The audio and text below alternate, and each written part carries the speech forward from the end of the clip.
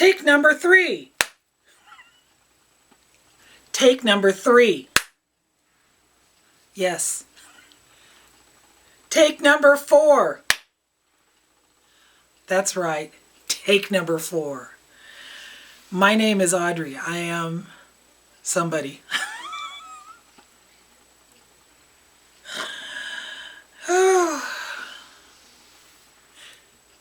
Take 5.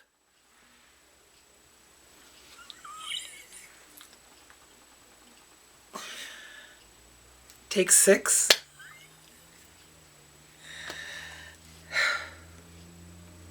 Breathe, Audrey, just breathe. Okay. How you doing? My name is Audrey. I am stitchywitch42 here on FlossTube and over on Instagram. This is my channel about cross-stitch life, the universe, and everything. And yeah, it's been one of those mornings already, and I don't even know what time it is. But it's the 24th of June, 2024. It's a Monday, and I have things to share. So, I know that there's a lot of people that cross-stitch. I go to stitching groups, and there's a lot of people who cross-stitch. I know a lot of people who do applique, wool applique, fabric applique. I know people who do not cross-stitch. What's the other one? I don't know. They do things. My brain's not working this morning. I'm leaving this in. I know that there are people that do other creative things besides just cross-stitch. I do paper crafting. I have been hooked on watching a bunch of videos this month that started as a collaboration from Tracy Fox for her Creep on June 2024, hashtag Creep on June 2024 series. And I have just been following so many of them and seeing how people have used this kit she put out and absolutely amazed by it. But there's still other ways of being creative. There are people who are creative in their gardens. My friend Margaret is a master gardener. She had an open house at her place. I didn't get to go because my son was down that day. But being able to create a beautiful garden environment, that's a creative outlet. There are people who paint or draw or sculpt or do whatever. One of the ways that Mark and I are creative is our ability to reuse, revamp, recycle things and give them new life. So this all starts as a story when we first moved into our house. We moved in 1988. My house is 1,650 square feet. It's not a big house at all, but the original part of the house is 100 years old. And the original part of the house is the living room. It is the room directly above me, which is the Hobbit Library. My kitchen, which is off this direction, and then directly back that way is Mark's office. That was the original part of this house. It was built in 1923, as I said, in an area of Silverton referred to as Milltown, because this is where the big Silverton Lumber Company was. And this house was built to house somebody who worked for the lumber company. We know that the downstairs bathroom and pantry were added on at a later time. We know that our master suite upstairs and the bathroom up there was added on at a different time. Whether those two were at the same time, I don't know. But I want to talk about my kitchen. We moved in 1988. Our son, Philip, was about 3.5 years old. And Mark and I were outside one day talking about things to do out in the yard. And Philip comes out and asks, "Mom, why is the counter moving?" So Mark and I come into the house to see one of the most disgusting sights I have ever seen in a home, ever. And that was that my kitchen counters were literally, and I'm using the word correctly, literally covered with black sugar ants. It was disgusting. So we sprayed them and killed them and just cleaned all that up. And where did all these ants come from? So after we had them all cleaned up, Mark lifted the fascia board on one of the cupboards. And the kitchen cupboards were a huge nest of sugar ants. That day, the south side of my kitchen disappeared. All the way to the outside wall. Part of the floor was removed and we could see down underneath the house. And that started the process of rebuilding our kitchen. It was not something that we had expected to do when we moved in. And in all honesty, my kitchen is still not finished and we've been here 30-some years. But it gave us the opportunity to put our own spin on how our kitchen would look. Now, like I said, there were cupboards in there. There was a counter with cupboards down below. There was cupboards up above. When Mark took all of that out, and it took several months after that, financial reasons why, to slowly build things back up because we're doing it ourselves. Mostly Mark's doing it, but I do help sometimes. But one of the things that I wanted to do was I noticed without those upper cupboards in my kitchen that the room seemed bigger and it seemed airier, and I liked that. So I decided I wanted open shelving in my kitchen. We didn't have a lot of money, so we did something very basic. Mark went and got some, what's it called? Press board. Wood laminate board. I know there's a term for it. If you know it, you know it. He cut 6 shelves for me and we just put simple brackets on the wall, put the shelves on top of it, and I had open shelves. Well, I really just didn't like the white board, so I went and bought sticky back contact paper, shelving paper, to cover it. Blue and white has always been a combination that I liked, so I put that on there.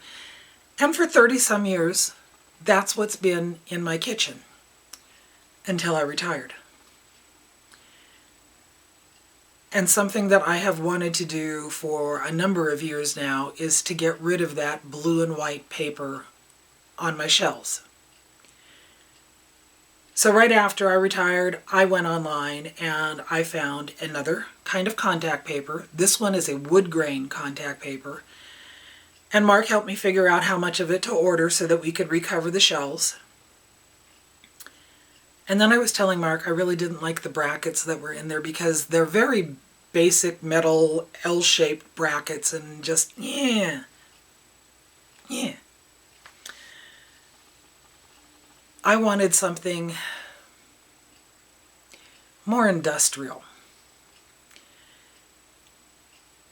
Mark did some work. We had to replace our stove a few years ago, and Mark redid the kitchen island, and he redid the vent up above the stove and the lighting up there and gave it a steampunk twist. I wanted to incorporate that into the shelving, and Mark found the perfect steampunky metal pipe fitting brackets to use. And so this past week we've been tearing down, cleaning off the shelves, that's my part, Mark's been taking them down. We've been peeling the old contact paper off, putting the new contact paper on, putting up the metal brackets, putting the shelves on there, and then doing the same thing on the next side. So right now half of my kitchen is done. Half of my kitchen is not done. My kitchen table is covered with every piece of dishware that I have. It's an absolute mess. And I have no pictures to show. But something as simple as changing out the lining of your cupboards or your shelves is completely changing the look in my kitchen. When I get it all done, when we get it all done, mostly Mark, I will post pictures on Instagram because I have been taking pictures before, in the middle of, and after, and it looks really neat. I think it looks really neat, and it totally suits me. But this morning I got up because my kitchen is all torn up, and Mark has moved the microwave from this side of the kitchen over to this side because this side the shelves are done now. And he has our coffee maker sitting on top of the microwave, and I thought, does the coffee maker work? Or do I have to move it back over there? So it's a single cup maker. I take the filter out, I empty it out, I pour the water in, I put the cup under because I'm making sure that I've done this before. I'm making sure I have a cup underneath it before I turn it on and have coffee go everywhere over all the stuff that's piled on that side of the sink. And I didn't put any coffee in. Okay. So, let's try making coffee. ×2, yeah. It worked. My kitchen is so unorganized right now. It is such a mess. But I like the way the first set of shelves look. When I get them done, I will share them with you, because being able to change things in your own home and put your own spin on them, it's a way of being crafty and creative and doing it on a budget. I bought contact paper to cover my shelves, $30. The 2 pair of wall brackets was another $60. So I've spent $90 to upgrade an area in my kitchen. And other than taking time and having my kitchen be entirely disorganized, $90. I'll make sure that I show pictures. Why am I talking about this? This is a channel about cross stitch. Because it's a craft, it's creativity, and that's what we share here, right? So, because of that, there hasn't been a tremendous amount of stitching. In fact, I've worked on 2 pieces, but I've also managed to get a couple of FFOs done. So, there's that, you know. You just have to be creative in different ways. Thank you for putting up with me. Thank you for coming and watching my videos. Thank you for liking and subscribing. If you're not subscribed, please do. I'm crazy. People seem to like that. One of the best comments I get is that I'll make somebody laugh. And I have to tell you, that is the absolute best feeling.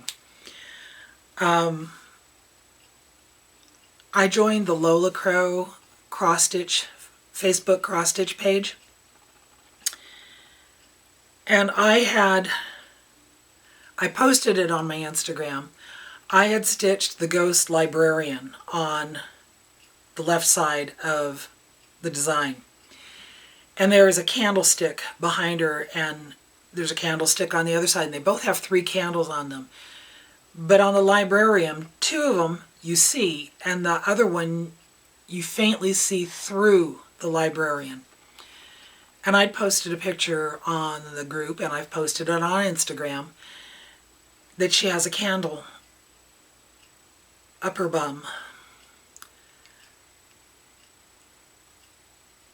And this woman commented on my photo that it made her laugh.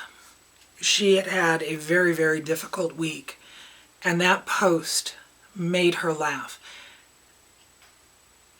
I know that so many of us have had moments in our life that are just dark and bad, and being able to laugh is a good thing. So when you tell me that I've done something on my video to make you laugh, thank you. I'm pleased that I can make you laugh. So there you go. But I've been working on Lola Crow. This is the pattern that I'm talking about. This is the Haunted Library. And I love this piece. I am a wee bit obsessed with it.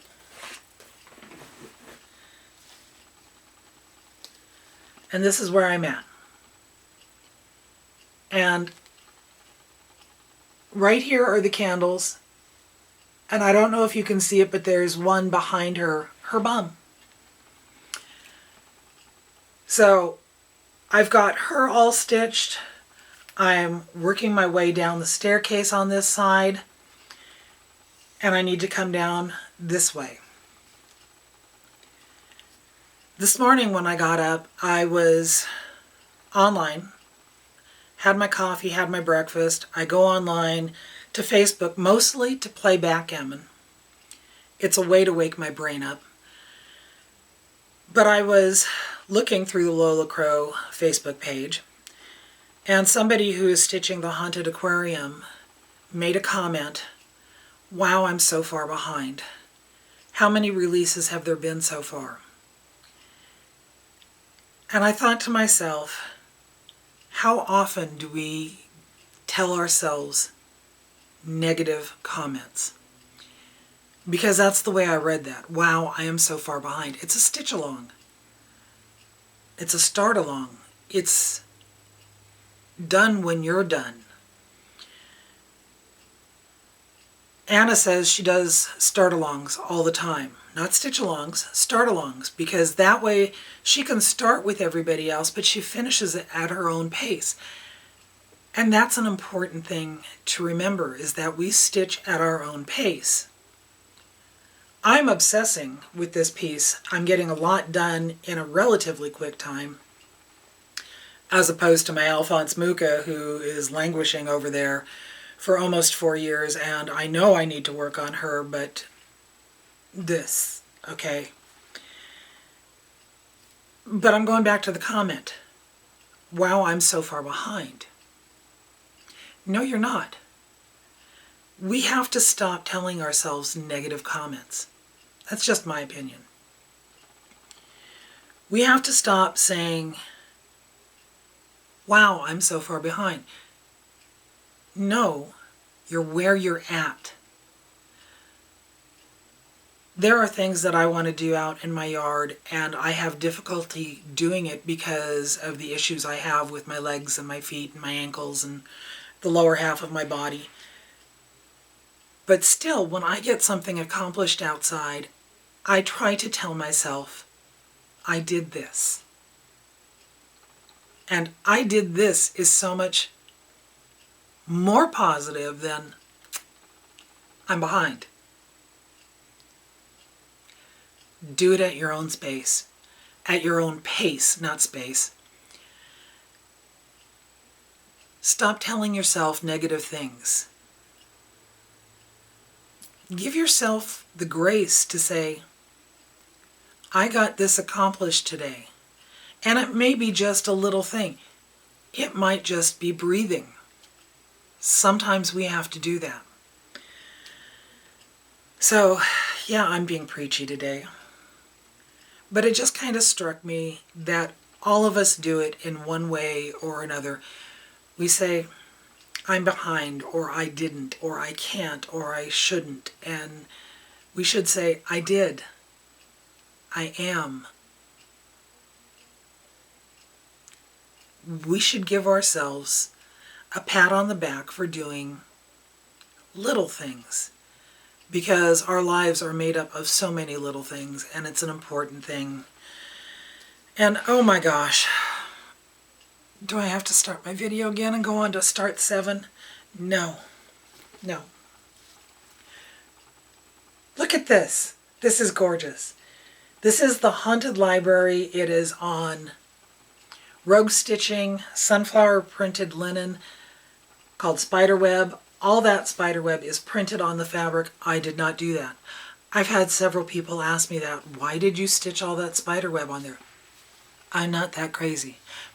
There is crazy. I am crazy. And I say that in a positive way. But I love this, and I am obsessed with it, and I think it is gorgeous. And I'm way behind what everybody else has done. But that's okay, because I'm where I'm at. So, on my last video, I showed some FFOing that I had done, and I had a couple more pieces upstairs that I wanted to FFO. They are all part of my hashtag 24 bats in 2024. And I know that I think I shared all 3 of these on my Instagram. I took the Halloween biscornu top from Durene Jones, and I made a biscornu.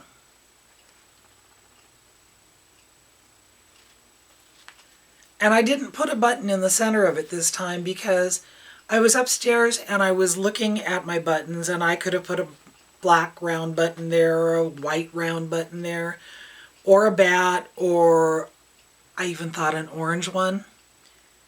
But I actually kind of like the fact that it's more plump. It's still a biscornu, but anyway, that is another one of my FFOs for hashtag 24 bats in 2024. Then I had the piece that I had stitched, the spooky cupcakes from the Witchy Stitcher. And I don't know whether I got this tin up at Acorns and Threads or if I got them at the Dollar Tree.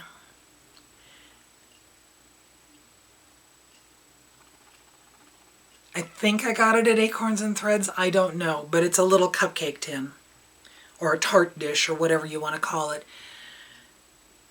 But it was the silver aluminum color, and I just simply took it outside and spray painted it black because I thought that black would be better for it. I then asked Mark to put a hole into it, in the side of it, so that I could make it into an ornament. And I took my spooky cupcake and I did this. See, I just spray painted it black, but there it is. This is the spooky cupcake by the Witchy Stitcher. Now, I got this idea from Helen D. What she had done on hers is she put rickrack inside around a piece she put into a tart, and I thought I could do the same thing with that. So I went and got black rickrack and I glued it on there and I put it in there, and because I painted this black, you couldn't see the black rickrack. So I was looking through my ribbons, and can you see the orange around there? I found another one. It's not rickrack, but it looks like really tiny rickrack in a way. And I added that behind it, and you know, you see it more in some areas than you do in others, but that's okay. It's mine. I love how this one turned out. So, watch Helen D on a tutorial on how to finish these. The first time I tried to do one of these, I ended up putting my stitch piece too far inside the tin. I learned from Helen, if I stack up some mat board, layers of mat board in there, I can actually bring this out to where I want it to be, and then I have my batting in there too. So I really like the way this turned out. And then my next finish, does it count as one or does it count as two when it's double-sided? I had 2 more of my hashtag 24 bats in 2024. And I was trying to decide what to do with them. Do I make flat mounts out of them? Do I make a flat fold? They're both a little bit too big to be a pin pillow, but you know, what else could I do? And then I thought back to something that I've done with a couple of other pieces. And again, this was an idea that I got from Helen. I decided to make a cube finish out of this. So I asked Mark to go out in his shop because he has amazing stuff out in his shop. I said I need a piece of foam that is 6 inches square, 3 inches deep. And then I came inside, and again, Helen has a tutorial on how to finish these. This is put together with straight pins. That's all there is to it. So on this side, I have Halloween Doodles by Heart and Hand. And on this side, I have Cauldrons and Bats by WitchStitchWhich on Etsy. And all you do is you center your piece on the foam and you pin it on the sides, and you pin it kind of like you're wrapping a present. You fold the flaps down, you pin them. You fold the flaps up, you pin them. You bring this one around, you pin it in place where you want it, you fold the flaps down, you pin it. And then to cover, you just take a piece of fabric and fold it, and then go all the way around, and it's simply pinned together at the bottom. And I added some black ribbon over the top of that just to give it a little bit extra. I'm not a Bowie type of person. David Bowie, yes. Bows on finishes, no. But I like this because I could have it this way, or I could have it that way. So, is that 3 finishes or 4 finishes? I mean, 4 pieces have been finished, so I think it should be 4 FFOs, but 2 of them are on 1.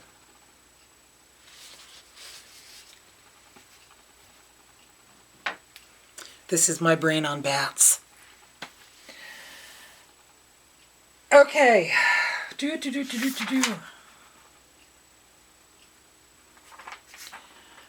I went up to Acorns and Threads for a stitch date on, was it Thursday? I don't know.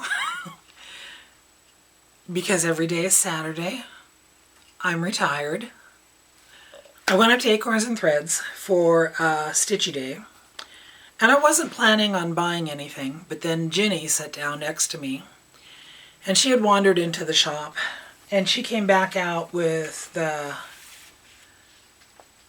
she came out with 2 magazines. The Punch Stitch, and I don't know. That one and this one. Just Cross Stitch, Halloween Special, 2024. Yes, please, I have to have it. It's pretty much the only copy of Just Cross Stitch that I purchase every year, because there's 50 plus ghoulish goodies to stitch. Yes, yes there is. And I'm not going to do a flip through, but on this page here is a picture of every project that's in here. And I can show you this because it doesn't show the patterns. And there's more bats in here. There's a bat project on page 6 that I really, really like. There's a bat project on page 49. I like it. I don't like the way it's finished. I'm not sure if I like the colors in it, but I really like the design. There's one on 55. It's Baba Yaga's hut. So it's a house on chicken feet, but there's bats. I might have to do that. There is a really, really cute one on page 59. It's a little apron. There's one on page 62 that has nothing to do with bats, but it has to do with coffee. And so I think I need that one. I'm just about positive I need that one. And then on 68, there's 4 different ones. One of them I really like. And on page 89, there's another one that has bats on it. So, yeah, I know I could show better pictures, but go to your favorite cross-stitch store and take a look at this one. This is the bat on page 6. It's very cute. So I can add some more bat projects to my hashtag 24bats in 2024 because I think I'm on project 14 now. I still have 10 more to do, and I have enough in this bag to do all 24 of them, but there's new ones, and they may call to me.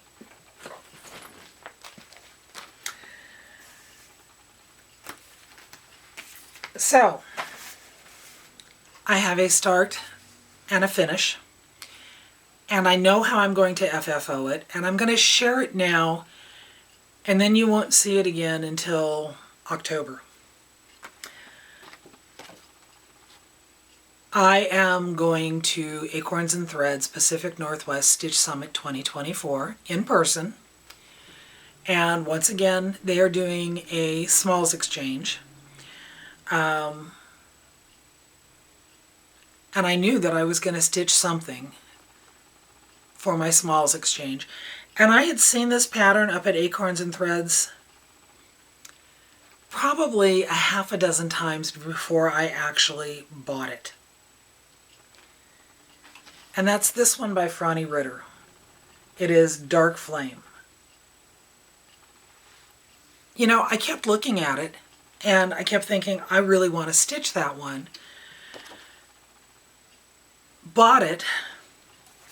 I have a bunch of fabric upstairs, so I'm trying to shop my fabric out of my own stash because I have a lot of fabric upstairs. And I started stitching it. And it calls for 4 DMC colors, 310, 413, 740, 741. And I was looking at it and I was thinking, oh, the flame in the middle is done using a combination of those 4 colors. No, it's not. It's stitched using Weeks Dye Work Trick or Treat. And I thought to myself, I think I have Trick or Treat upstairs. And I did. It is a beautiful variegated floss with blacks and gray and brown and orange and yellow in it to stitch the flame. The directions on the back. Note, make 1 stitch at a time to make the flames and cluster the same colors in the same area. I've talked about using variegated flosses before. If you just stitch back and forth, you're going to get a stripy effect. When I stitched the trolls, I stitched them circular and got a more mottled effect.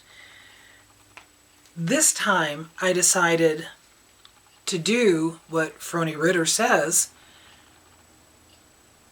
and manipulate the colors to make them look more like flames. And I actually rather like the way this turned out. So this is my start and finish of Dark Flame. It is on 32 count, Picture This Plus, Nocturne. And the Trick or Treat floss is the flame here, here, and here. And if you take a look at those, you will see that I have manipulated the floss so that I get the effect of it being a flame. So like I said, I'm stitching this. I'm going to use this as my smalls exchange for this year's Stitch Summit. So down here at the bottom, I wanted to sign it because I usually don't sign my pieces. And I wanted Pacific Northwest Stitch Summit 2024 on there. And then I thought, well, if I put AW for Audrey Walster,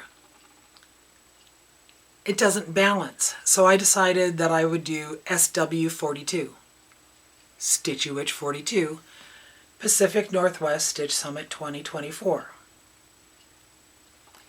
I know how I'm going to finish this. So when I get it done, I will take photos of it, and after the Stitch Summit, I will show you how I finish this piece. Now, the Trick or Treat floss, I didn't buy this. Somebody several years ago sent this to me. Whoever you were, thank you. I didn't have it. I didn't know that I would need it. And here, now in 2024, I buy this pattern. There you go. Things happen for a reason. So let's do a giveaway. A pattern and the Trick or Treat floss. If you are interested in this, dark flame. Be over 18 so you can legally give me your address. I will mail this anywhere because it's just a small piece of paper and some floss. Please be a subscriber. I do check. Don't say giveaway, gift, or any of the things that's going to attract the trolls. Say dark flame, and this will be my giveaway for this video, because I'm not going to stitch it again. I thought about it because I really like it, and I like the idea of what I want to do with it. Yeah, but I'm not gonna. So, occasionally I receive mail from people who watch my videos. And sometimes they are the most amazing, fantastic gifts that it just floors me that somebody took the time to send that to me. Thing was sent to me from my friend Stacy. These boxes stacked up behind me were sent to me from another viewer. I don't ask people to send things to me. The floss was sent to me from somebody who watches my videos. I don't ask people to send things to me. I know I didn't ask for this gift. It's probably the most bizarre thing that I've ever received. Yesterday, the Amazon guy drops off a package on the porch. Mark goes out and gets it. He looks at the label and he goes, "It's for you." Hands me this big flat box. And I'm thinking to myself, I haven't ordered anything. And I pop open the box and I see it's got another box inside of it. And I can see what's on the box inside of it. And I said, "No, Mark, I think this is for you." So I hand it back to him, and he looks inside and he looks at it and he gets confused. And he goes, "Did you order this?" And I said, "No, I didn't order this." So he wanders off to his office and he comes back out and he goes, "There's no record of either of us," or our son is also on our Amazon account. He said, "There's no record of anybody ordering this and sending it to us." So he's searching through the box and there's a gift receipt in there. And he looks at me and he goes, who's Vicky in Canada? And I said, Vicky in Canada? I don't know a Vicky in Canada. And he hands me the receipt. And I look at it and I promptly started laughing my ass off. Because the receipt says, Canada or bust from Vicky.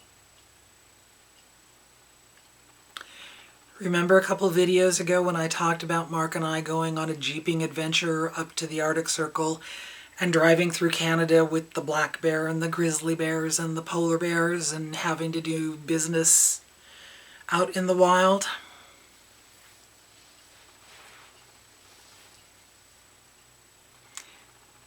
Vicky sent me a collapsible toilet.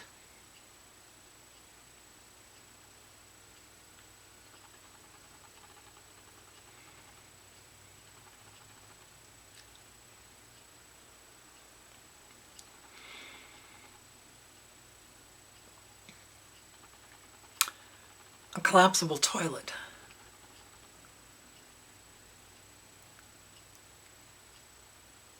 And I thought to myself, Vicky, I sent you tissues. You didn't send any tissues to go with the collapsible toilet.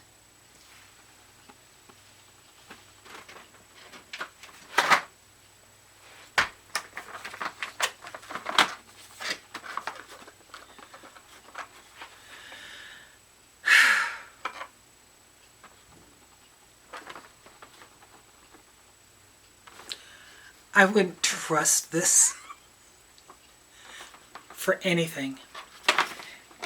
And what I can't figure out is that I can't even open this silly thing.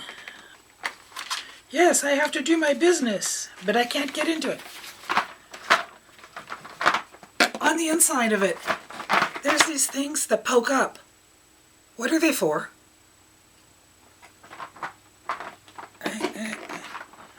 I don't know.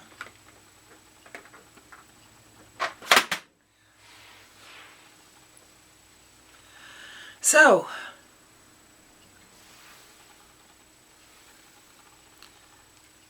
I got a collapsible toilet sent to me from my friend Vicky, Stitch and Button, with no tissue. Just saying, Vicky, you could have sent some tissue. Really? You could have sent some tissue. Okay. On that rather bizarre ending,